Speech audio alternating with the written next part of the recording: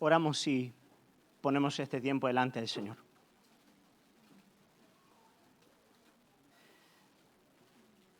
Como acabamos de cantar, Señor, verdaderamente queremos conocerte. Queremos poder ver un poquito más de tu verdad, de tu gloria, de tu hermosura, de quién tú eres, Señor.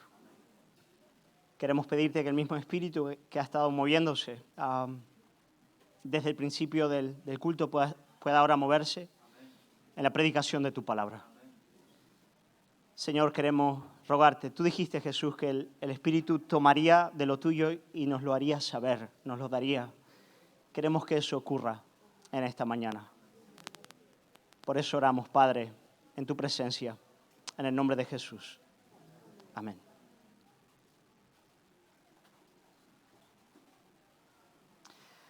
A la edad de 54 años murió, posiblemente que ha sido el teólogo y pastor más importante de Nueva Inglaterra, el siglo XVII, se llamaba Jonathan Edwards. Y a raíz de la muerte de él, a su esposa, Sara se llamaba, le escribió la siguiente nota a su hija, Esther. La nota dice lo siguiente, dice: ¿qué puedo decir? El Dios santo y bueno nos ha cubierto de nubes oscuras. Oh, que abracemos la disciplina y callemos nuestras bocas. Él me ha hecho adorar su bondad por el tiempo que hemos tenido a papá. ¿Qué legado mi marido y tu padre nos ha dejado? Todos hemos sido consagrados al Señor. En Él estoy y en Él me deleito en estar. Así dice la carta que ella escribió a su hija. Querida iglesia, posiblemente lo más precioso que Dios pueda otorgar a una familia es un padre temeroso de Dios, un hombre de fe, cuya influencia pueda traer la gracia y la bendición de Dios a todo el hogar. Y en cierto modo de eso vamos a hablar hoy. Hoy vamos a hablar de un ejemplo de un hombre que hizo eso en toda su familia. Vamos a seguir nuestro estudio del Evangelio de Juan, así que os animo a abrir la Biblia. En Juan capítulo 4 vamos a estar leyendo los versículos 43 al 54. Juan capítulo 4, versículos 43 al 54, dice así la palabra del Señor. 2 días después salió de allí y fue a Galilea, Jesús. Porque Jesús mismo dio testimonio de que el profeta no tiene honra en su propia tierra. Cuando vino a Galilea, los galileos le recibieron, habiendo visto todas las cosas que había hecho en Jerusalén, en la fiesta. Porque también ellos habían ido a la fiesta. Vino pues Jesús otra vez a Caná de Galilea, donde había convertido el agua en vino. Y había en Capernaum un oficial del rey cuyo hijo estaba enfermo. Cuando oyó que Jesús había llegado de Judea a Galilea, vino a él y le rogó que descendiese y sanase a su hijo, que estaba a punto de morir. Entonces Jesús le dijo: si no viereis señales y prodigios, no creeréis. El oficial del rey le dijo: Señor, desciende antes que mi hijo muera. Jesús le dijo: ve, tu hijo vive. Y el hombre que creyó la palabra que Jesús le dijo y se fue. Cuando ya él descendía, sus siervos salieron a recibirle y le dieron nuevas diciendo: tu hijo vive. Entonces él les preguntó a qué hora había comenzado a estar mejor. Y le dijeron: ayer a las 7 le dejó la fiebre. Él entonces entendió que aquella era la hora en que Jesús le había dicho: tu hijo vive. Y creyó él con toda su casa. Creyó él con toda su casa. Esta segunda señal hizo Jesús cuando fue de Judea a Galilea. Hermanos, en esta narrativa encontramos la segunda señal que Jesús realizó, por lo menos la segunda señal registrada por Juan en su evangelio. Juan él estructura su evangelio a partir de 7 señales que muestran cada una de ellas un modo particular en el que Jesús revela su gloria. Jesús hizo mucho más que 7 milagros, evidentemente, hizo muchísimos, pero Juan elige 7 y a partir de cada uno de ellos él quiere mostrarnos un aspecto particular de quién es Jesús y de la salvación que Él nos viene a dar. Hermano, cada señal es una manifestación de poder que contiene un mensaje. Jesús no iba por ahí haciendo milagros solamente porque, yo qué sé, le apetecía. Cada milagro que Él hacía tenía como propósito mostrar algo de quién es Él y de cuál es la obra que Él ha venido a hacer en nuestras vidas. ¿Os acordáis la primera señal que hemos visto? La primera de ellas. La primera señal, fue convertir el agua en vino.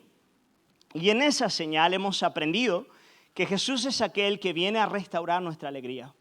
Él viene a restaurar nuestra alegría a partir de una purificación más excelente.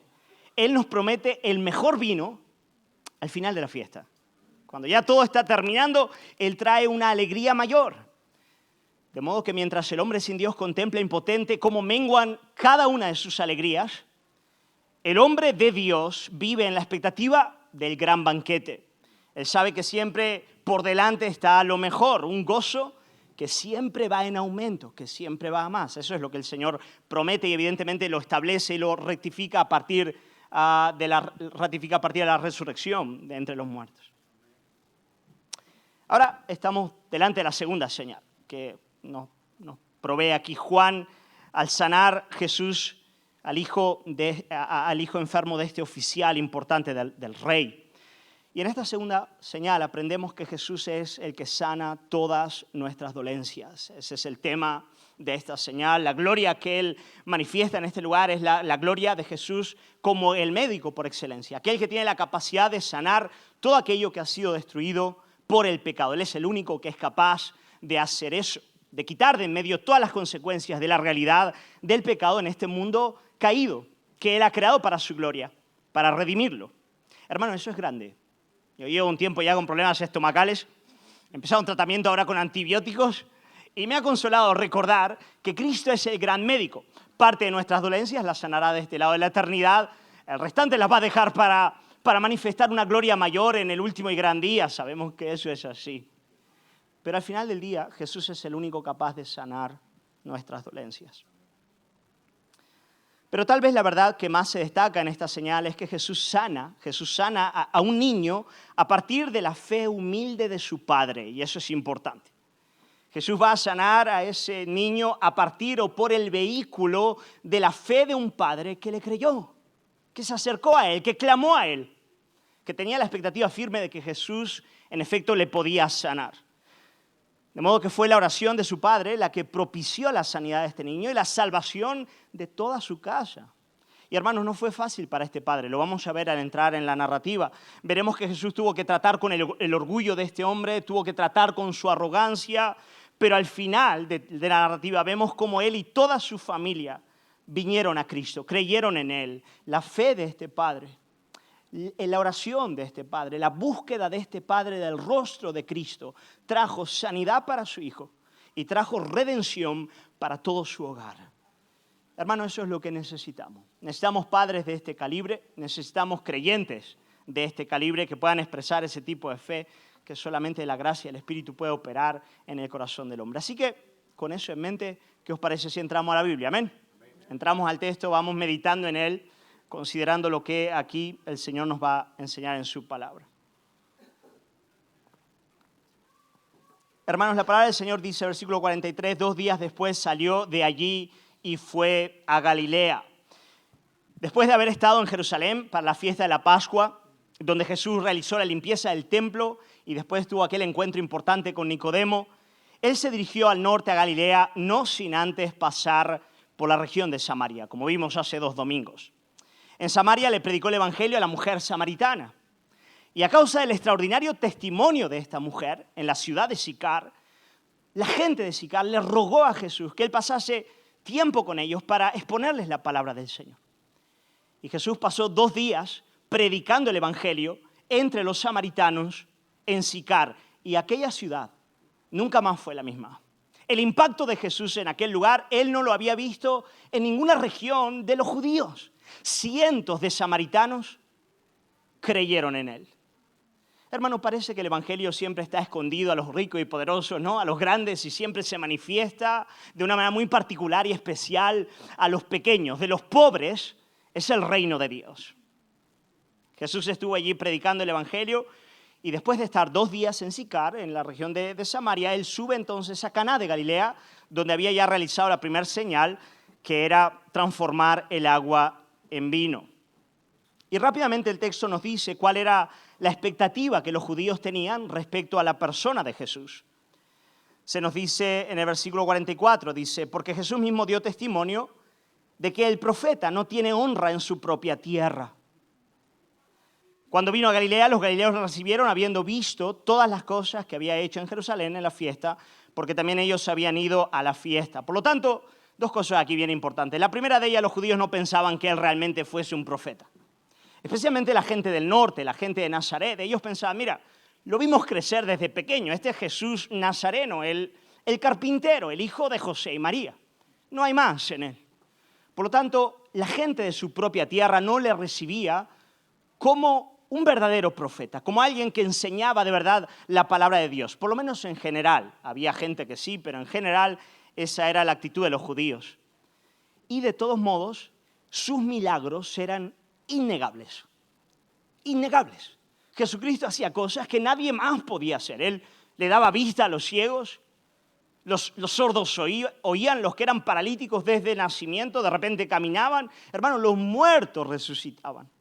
De modo que aunque la multitud no pudiese reconocerle como profeta, su enseñanza en medio a parábolas era perpleja para ellos, ellos no entendían lo que él decía, sus milagros le atraían a él.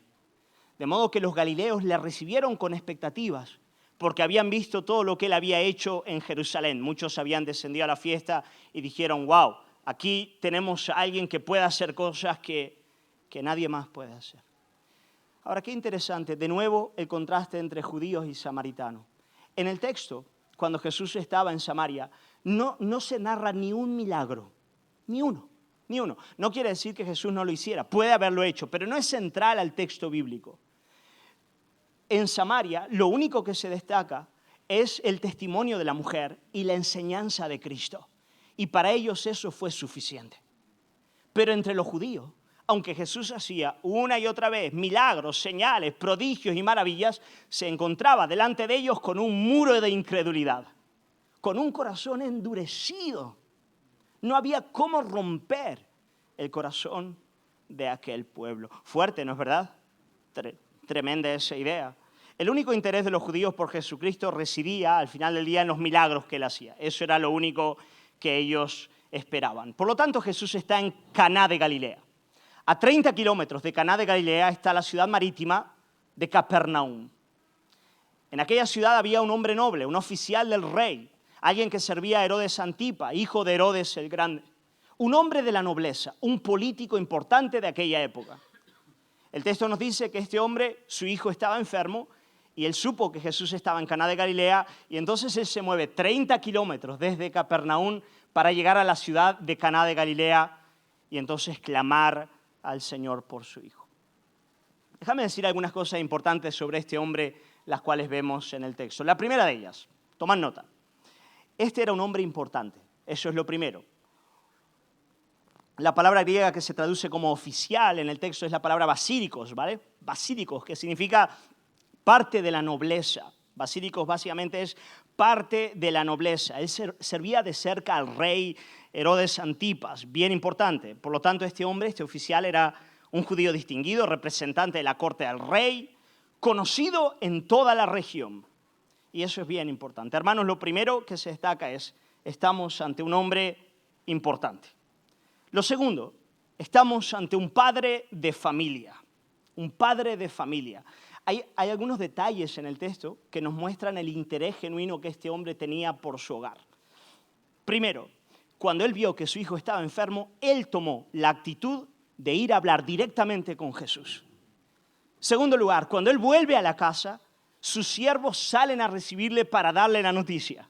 Por lo tanto, él tenía sirvientes que tenían gran interés en la figura paterna que él representaba. Y en tercer lugar, la fe de este hombre hizo con que todo su hogar viniese a Cristo. Y eso es lo más maravilloso de todo, ¿no es verdad? Está al final del texto. Versículo 53, cuando los siervos le dicen, tu hijo vive, dice el texto, y creyó él con toda su casa. Por lo tanto, querida iglesia, por un lado tenemos aquí a un hombre importante, un trabajador, un hombre serio en su trabajo y por otro lado un padre de familia. Posiblemente de este hombre se podrían decir dos cosas bien importantes. La primera de ellas, Proverbios 22, 29 dice, ¿has visto hombre solícito en su trabajo?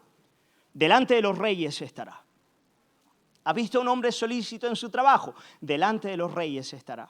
Y en Mateo 7, versículo 24, nos dice que el hombre sabio edifica su hogar sobre la roca. Por lo tanto, aquí tenemos a un trabajador que tenía gran interés al mismo tiempo en su hogar. Hermano, cuando yo oro por los hombres de esta iglesia, especialmente por los padres de familia de esta congregación, yo oro por estas dos realidades. Pido que sean hombres que sean trabajadores, pero al mismo tiempo que tengan cuidado y sean diligentes con su familia. Hombres que salgan temprano a trabajar, pero que luego sepan parar para dar atención a su hogar. Padre de familia, eso es lo que tienes que hacer. Amén. Pero es muy interesante. Aquí vemos en el texto que este hombre esforzado, trabajador, padre de familia, responsable en todo lo que a él le concernía, vio la entrada en su hogar de un mal que superaba por completo su fuerza. Por muy trabajador que fuera, por muy responsable que fuera, por mucho cuidado que él pudiese tener por su familia, desde luego él no podía controlar, no las tenía todas consigo. Y de repente un mal que le trascendía por mucho penetró en su hogar. Su hijo cayó enfermo y la enfermedad era una enfermedad de muerte. Él no podía hacer nada con eso. Hermano, qué tragedia es considerar que aparte de la gracia divina, no hay hombre en la faz de la tierra capaz de controlar aquellas cosas que más ama. Tal vez una de las mayores tragedias del hombre en la realidad caída es que por mucho que se esfuerce al final del día, debe confesar con el salmista, si Jehová no edificare la casa, en vano trabajan los que la edifican. Si Jehová no guardare la ciudad, en vano vela la guardia. Porque la realidad del pecado, la realidad de la enfermedad, la realidad de la muerte está muy por encima de todos nosotros. Hermanos, qué terrible es que eso ocurra, ¿no es cierto? Qué terrible es que muchas veces en nuestra vida nos demos cuenta de manera dramática lo tan poco que controlamos nuestra propia existencia. Ahora, de los muchos dolores que podemos experimentar en esta vida, considero que la enfermedad, ya sea espiritual o física de un hijo, debe superarlos a todos, ¿no es verdad? Por lo menos eso es lo que a mí me parece. La muerte de un hijo, la realidad de muerte física o espiritual de un hijo o de un cónyuge también, deben ser los mayores dolores que alguien puede experimentar de este lado de la eternidad. Y eso es lo que este hombre estaba viviendo. Él estaba viviendo un dolor absolutamente insoportable. Parece bastante evidente en el texto. Y al mismo tiempo es imposible no ver la providencia de Dios actuando en la vida de este hombre y de todo su hogar a través de esta enfermedad que Dios traía a él y a su casa. Hermano, Dios permite y ordena determinadas realidades muy dolorosas en nuestras vidas para llevarnos a hincar rodillas delante de Él y encontrar una gloria mayor. Hermano, somos orgullosos. Lo siento por decirlo, es real. Y nos cuesta orar hasta que no nos vemos en grandes problemas. Hermanos, ¿cuánto acuden a Cristo estando las cosas bien? Son pocos, los hay, pero son muy pocos. La gran mayoría de las personas solamente acuden a Él e hincan rodillas cuando Él, en su misericordia y su gracia eterna y electiva, va a sus vidas y les pone en grandes aprietos. Hace poco escuché el testimonio de una hermana aquí en la iglesia que me decía, mira, pastor, tengo una compañera mía que es atea desde niña. Y hace poco se me acerca en el hospital diciéndome que su padre estaba a punto de morir, el mismo día que su sobrino iba a nacer. Ella estaba completamente desesperada y le estaba contando esto a esta hermana de la congregación. Le dice, yo estaba desesperada, en una agonía profunda. Y le dice, ¿sabes qué? Me fui a una esquina de la habitación en el hospital y te digo algo, oré. Y le dije a Dios, no acepto esto. No, Señor, ten misericordia, haz algo. hermano, el padre está sano, el Señor lo hizo. Y ella le decía, fíjate, yo pensé que era atea hasta ese día. Hasta ese día, ¿no? Hermano, somos orgullosos.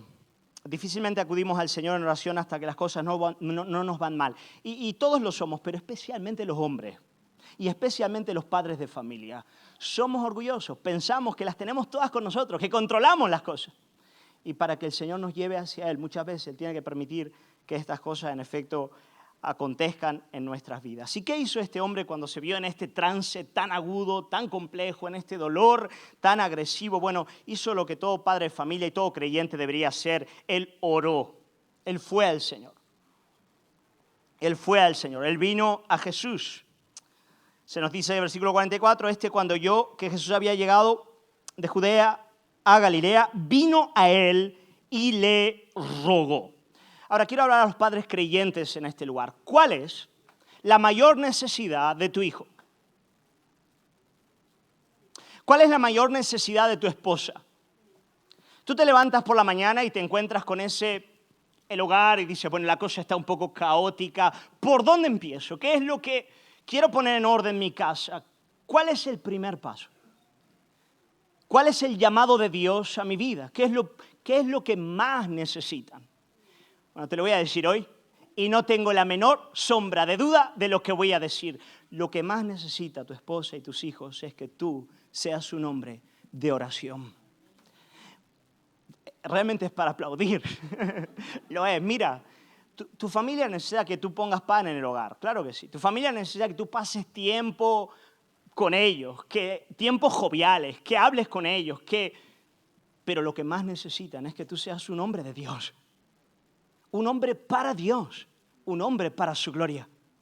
Y cuando tú seas eso, hermano, por muchos pecados que tengas, y lo tienes, la misma gracia divina solventará todas tus faltas, todas tus debilidades, todas tus torpezas que en efecto afectan a tu familia. Pero Él hará más, porque Él es bueno, porque Él va donde nosotros no vamos, porque Él sana lo que nosotros no sanamos. Bendita la familia que tiene un hombre que ora en su hogar. Bendita la familia que tiene un hombre que busca al Señor por encima de todas las cosas. Ese será un hombre que depende de la gracia de Cristo para ver su obra en su hogar. Por lo tanto, querido hermano, hoy el Señor te llama a orar como padre de familia, a buscar su rostro, a quitarte un poco de medio de tu esposa y de tus hijos. Yo cuando estoy mal, y hay días que estoy mal, hermano, que estoy irritable, mi esposa me mira y me dice, vete a orar. Ve a la montaña y ya luego vuelve. Y yo le hago caso, hermano. A veces las esposas son sabias. No, pero... Y yo me voy. ¿Por qué? Porque lo necesito y mi familia lo necesita. Por lo tanto, eso fue lo que hizo este hombre. Se quitó de en medio a su hijo, 30 kilómetros de distancia, para buscar a Jesucristo. Por lo tanto, este hombre viene al Señor, clama por su hijo al Señor. Y la respuesta de Jesús es una respuesta que nos deja un poquito, no sé, parece que rompe el clima, ¿no? Como que, ¿qué está pasando aquí? Versículo 48, la respuesta de Jesús cuando este hombre clama. Entonces Jesús le dijo, si no viereis señales y prodigios, no creeréis. ¡Wow! Qué raro, ¿no es verdad? Aquí está la clave de todo el texto, ¿eh? Aquí está el meollo teológico de toda esta narrativa. Jesús mira a este hombre y le dice, si no viereis señales y prodigios, no creeréis. Jesús reprendió al oficial por su necesidad de ver señales para creer en él. Y la pregunta es, ¿por qué lo hizo? ¿Por qué Jesús reprende a este hombre?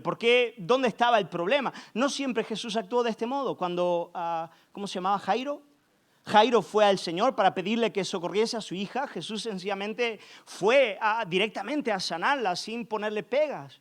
Tantas veces, de manera tan amorosa y sincera, Jesús respondía a este tipo de clamor.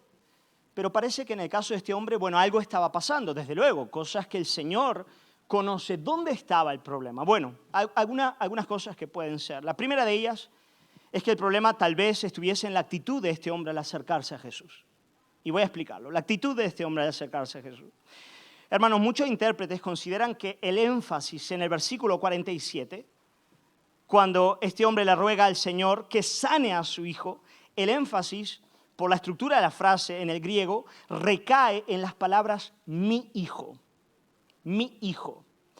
Y algunos piensan que a partir de esa idea, yo ruego que sanes a mi hijo, él pudiese tal vez estar utilizando algo de su influencia como político poderoso para intentar doblegar a Jesús para ir con él a la casa. ¿Me explico? Como si él estuviese diciendo, ¿tú sabes de quién es hijo él? Mío. Puede ser, no es del todo descabellado, especialmente si conoces la naturaleza humana y especialmente la naturaleza de los hombres y la justicia propia que nos caracteriza. Yo tengo el derecho de que tú actúes conmigo de este modo. ¿Sí o no? Clamamos al Señor, pero lo hacemos desde una posición todavía de demandar de Él, de exigir de Él, de decirle tú tienes que actuar como yo quiero que tú actúes. Tienes que hacer lo que yo quiero que tú hagas. Muchas veces nos falta humildad de corazón a la hora de acercarnos a Jesús. Por un lado está eso. Por otro lado está el hecho de que Él demande que Jesús fuese a su casa. Tú tienes que venir conmigo a mi casa. De nuevo, no siempre eso es un problema. Varias veces Jesús lo hizo. Pero lo cierto es que en este caso, lo veremos más adelante, Jesús no lo hizo. Jesús le dijo, ve, tu hijo vive. Mira, es posible que este hombre, al mismo tiempo de estarle exigiendo a Jesús que sanase su hijo, quisiese asegurarse que Jesús iba a hacer lo que él le estaba pidiendo. Ven conmigo a mi casa. Yo quiero verlo.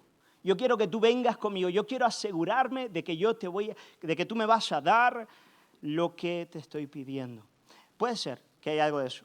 ¿Os acordáis de la historia de otro hombre que se acercó a Jesús, un centurión romano? ¿Os acordáis de la historia? Está en Lucas capítulo 7. Este centurión romano ni siquiera fue a Jesús, envió a unos ancianos de entre los judíos para rogarle a Jesús que viniese a su casa.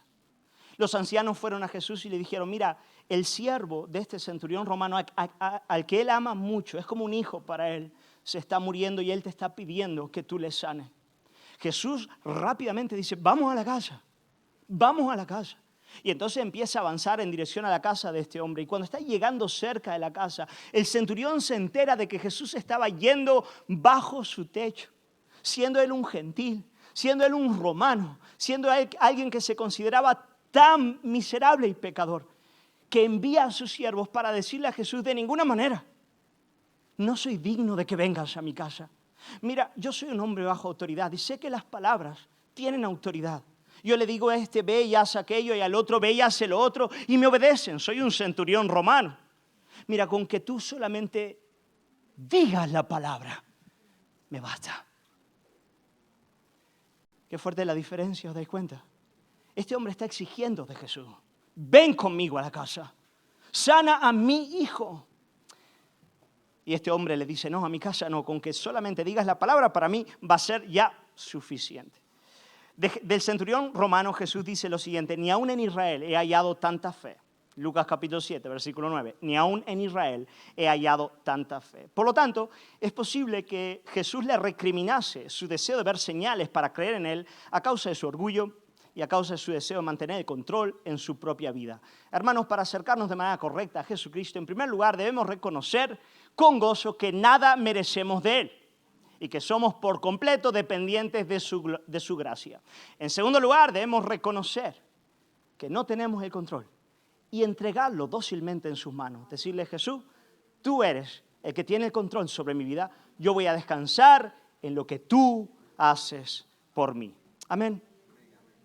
Por lo tanto, todo eso puede estar pasando ahí en el texto. Pero hermanos, cuando Jesús dice, venid conmigo, en el versículo 48, cuando Jesús le dijo a él, si no viereis señales y prodigios, no creeréis. Pregunta, ¿está en singular o plural? Por lo tanto, es a todos. Jesús no estaba hablando de algo que solamente concernía a este hombre. En efecto, Jesús estaba recriminando una actitud que estaba en el corazón de todos los allí presentes, de todo el pueblo de Israel. De todo el pueblo de Israel. Ellos querían señales. Pero querida iglesia, es tan interesante. Juan nos provee señales. Jesús hacía milagros el tiempo entero, pero la señal no es el lugar en el que debe descansar la fe. No es el fundamento de la fe. Hermano, la señal apunta a otro lugar. La señal pretende llevarte a poner tu confianza en alguien que está por detrás y por encima de la señal, cuyo carácter y palabra es del todo confiable. Y ese es Jesucristo. Cuando vas por la carretera andando y ves una señal, hombre, a ver, yo supongo que al ver la señal no vas en dirección a la señal y confías en la señal y ahí te quedas. No, la señal es algo que te quiere llevar a otro lugar. Tú ves la señal y dices, bueno, apunta hacia allá. Bueno, hacia allá voy. ¿Hacia dónde nos lleva la señal? Nos lleva al carácter de Dios, a la fidelidad de Cristo, a la fiabilidad de su palabra. Hermano, si buscamos que la señal sea el lugar donde apoyemos la fe, os voy a ser sincero, no nos daremos cuenta de que no hay milagro en el mundo que sea suficiente.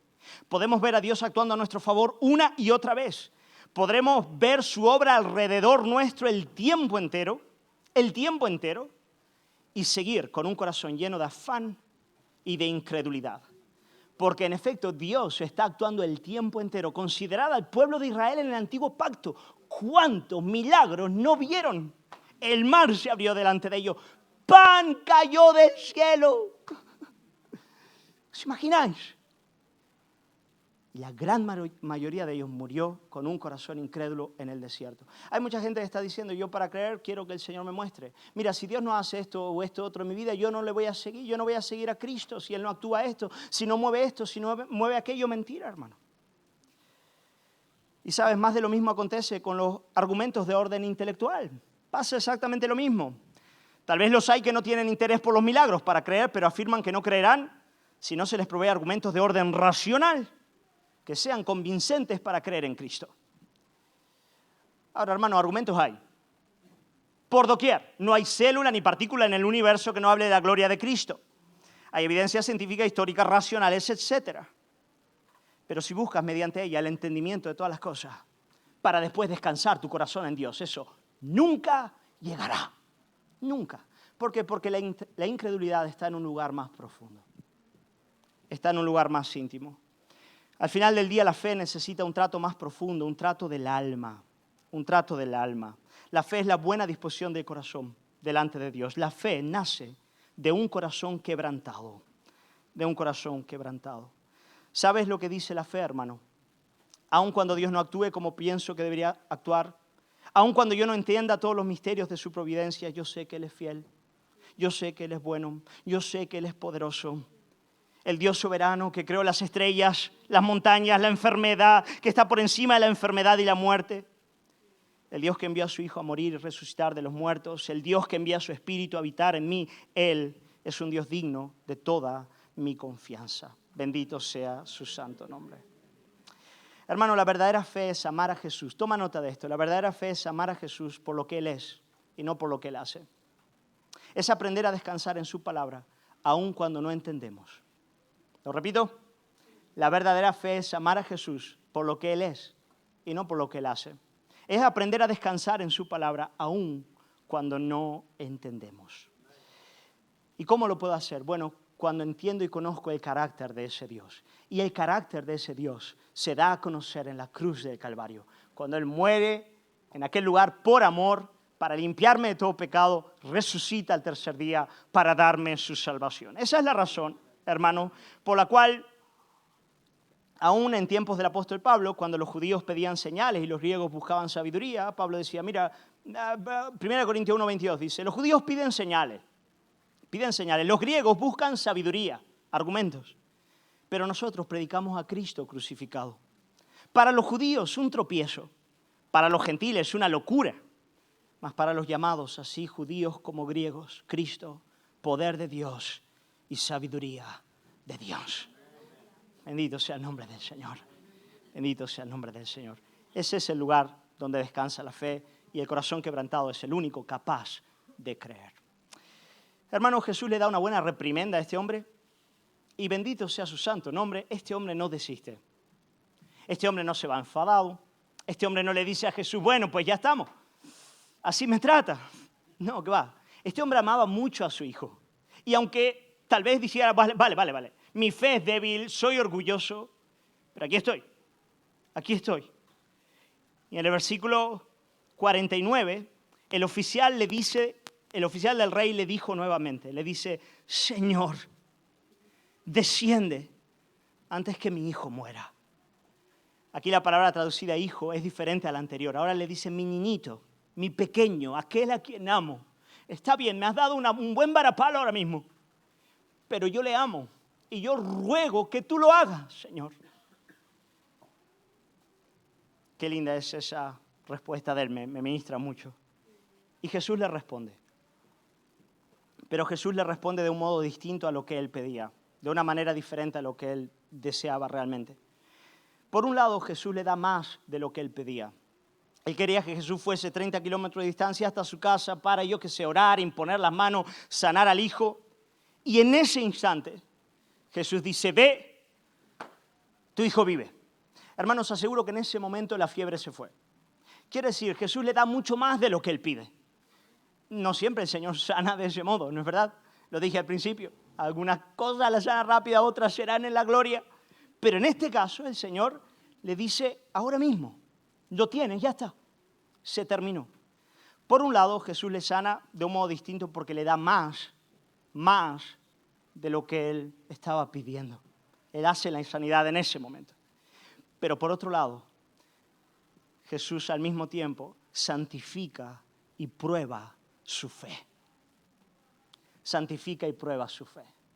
Este hombre, hermanos, en vez de llevarse a Jesús con él para asegurarse de mantener el control y saber que Jesús iba a sanar al hijo, se vio en una posición en la cual lo único que le restaba era creer y obedecer. Versículo 50, Jesús le dice, ve, tu hijo vive. Si él quería ver para creer, ahora tenía que creer para ver. Ahora le tocaba anteponer la palabra al acto.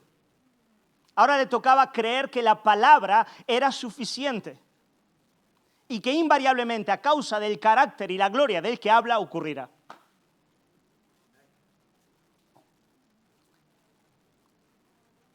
Él tenía que creerle al Señor. Tienes que creerle. Y él le creyó. Le creyó, hermano. Le creyó en las palabras del Señor. Pero, ¿sabes? Muchas veces Dios actúa del mismo modo en nuestras vidas. Queremos que Él actúe de una manera o de otra, queremos que Él haga esto o aquello, pero Él nos dice, no, confía en mi palabra, punto. Y obedece. Le decimos, Señor, muévete de este modo, y Él dice, no, confía en mi carácter, mi palabra. Yo lo dije, yo lo voy a hacer. ¿Lo estás viendo delante de ti ahora? No, tienes 30 kilómetros por delante, pero si mi palabra lo ha dicho, es suficiente. Qué difícil es eso, ¿no es verdad, hermano? ¿A que sí? O sea, es fácil creer cuando ya está hecho, ¿no? Ahí todos creen, el problema es creer antes.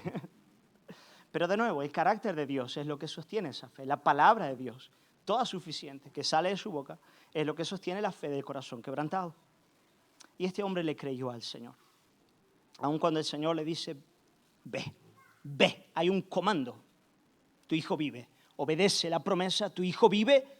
Cree en la promesa, tu hijo vive y obedece. Ve. 30 kilómetros, hermano. No sé yo cómo los habrá llevado este hombre. Yo no sé cómo los llevarías tú. Yo creo que estaría en una, no sé, cierta lucha con ansiedad, con qué me voy a encontrar al llegar a casa, qué va a pasar cuando llegue a aquel lugar. Pero este hombre le creyó al Señor y avanzó en dirección a su hogar. En el versículo 51 se nos dice, cuando él estaba cerca de la casa, los siervos salen para recibirle y le dicen, tu hijo vive. Tu hijo vive. Tan lindo que le dicen la misma cosa que el Señor le dijo. No me parece eso también casualidad. Creo que el Señor sabía todo lo que iba a ocurrir y pone la misma palabra. Ellos certifican lo que él ya había dicho anteriormente. El oficial pregunta a qué hora aquello había ocurrido. Puede ser que él todavía estuviese evidentemente luchando con medidas de duda en su corazón, como nos pasa a todos nosotros en el peregrinar de la fe. Pero cuando ellos le dicen a las 7 fue que ocurrió, él se da cuenta, bueno, ese era el horario en el cual Jesús dijo la palabra, y en el versículo 53 se nos dice, y creyó él con toda su casa. Y en este caso, cuando se nos dice creyó él, ya no está hablando solo de creer en un milagro, ahora sí está hablando de creer en una persona, creer en Jesucristo. Él creyó que él era el Mesías, creyó en su obra, creyó en su gracia, trascendió la señal. Ya no era solo la señal, era el que estaba hablando. Él le creyó al Señor. Bendito sea el nombre del Señor. Querida iglesia, el Señor es el médico por excelencia. Él tiene la capacidad de sanar todas nuestras dolencias, pero la mayor de todas se llama la incredulidad.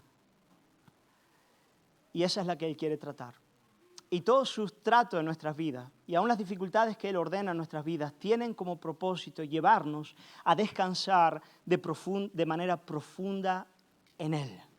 Más allá de lo que en su providencia Él haga o deje de hacer. Más allá de lo que podamos sentir o experimentar, aun cuando tengamos que dejarle y avanzar 30 kilómetros con la aparente distancia de su presencia.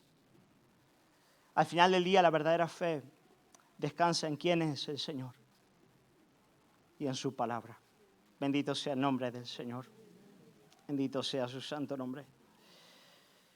Gloria al Señor. Él es un gran médico. ¿Amén, iglesia? Él es un gran médico. Yo sé que hay buenos médicos en este lugar. Enfermeros también. Somos una iglesia muy bendecida con médicos y enfermeros por doquier. Y de verdad alabamos vuestra labor y estamos agradecidos por vosotros. Pero seamos honestos. Solo Cristo puede resucitar a los muertos. Solo Él puede sanar la realidad del pecado. Solo Él puede librar del infierno y de la muerte. Solo Él puede dar vida donde hay muerte. Ningún otro lo puede hacer. Hay cosas que están solamente en su mano. Isaías 53, versículos 4 al 5 dice: ciertamente llevó Él nuestras enfermedades y sufrió nuestros dolores.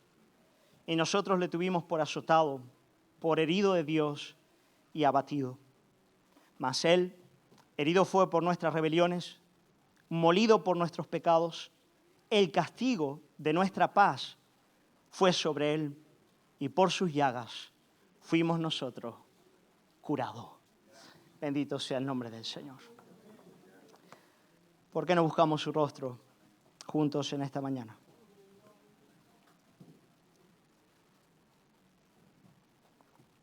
Pedir al grupo de alabanza si puede pasar y vamos a tener un canto más y responder a la palabra.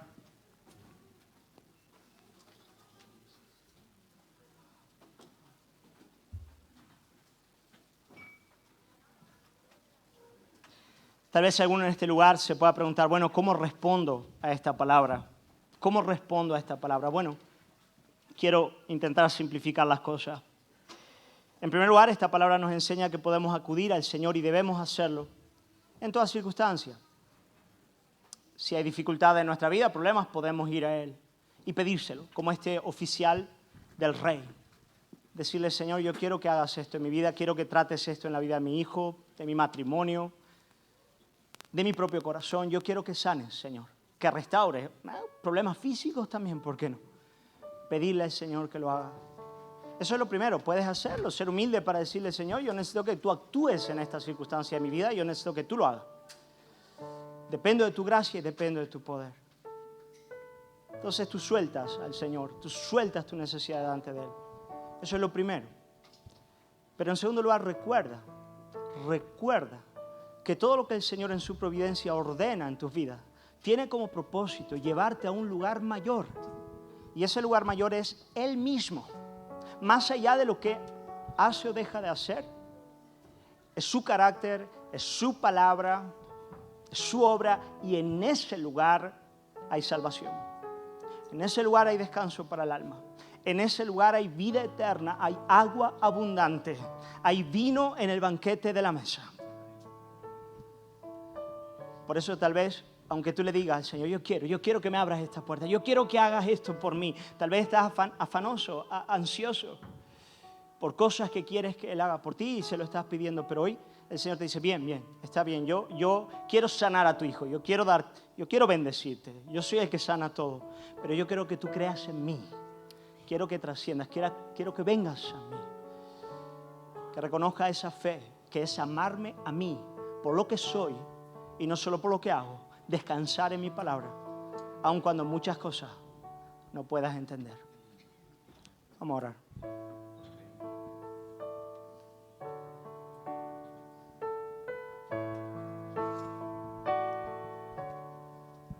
Su amor me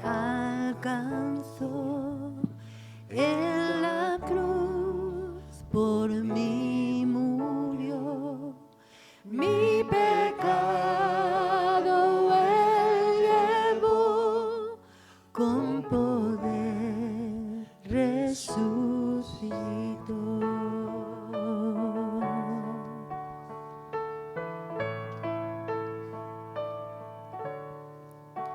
Sigue siendo siempre fiel, mi refugio, mi sostén.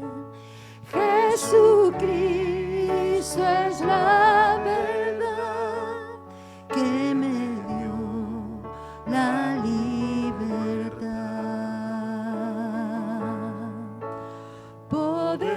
Poderoso, poderoso, me libraste, me salvaste.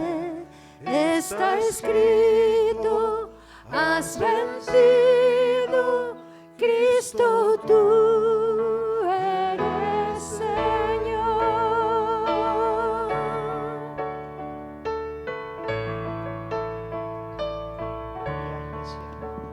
Sin principio, sin final, esperanza sin igual.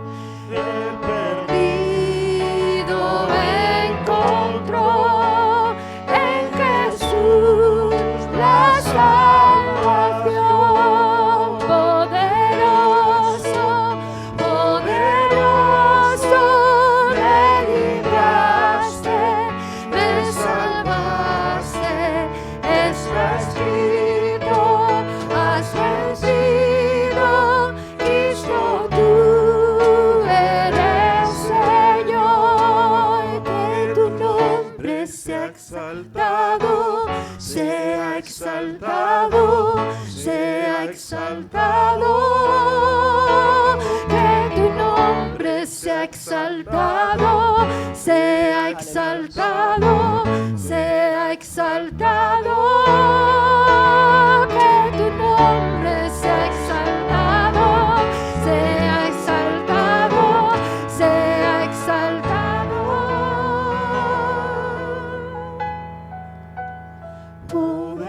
Poderoso, poderoso, me libraste, me salvaste.